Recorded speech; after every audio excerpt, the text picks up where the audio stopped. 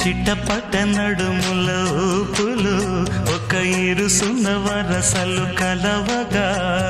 ముసిరిన కసి కసి వయసులో ఒక యదన సపదని సకలవుగా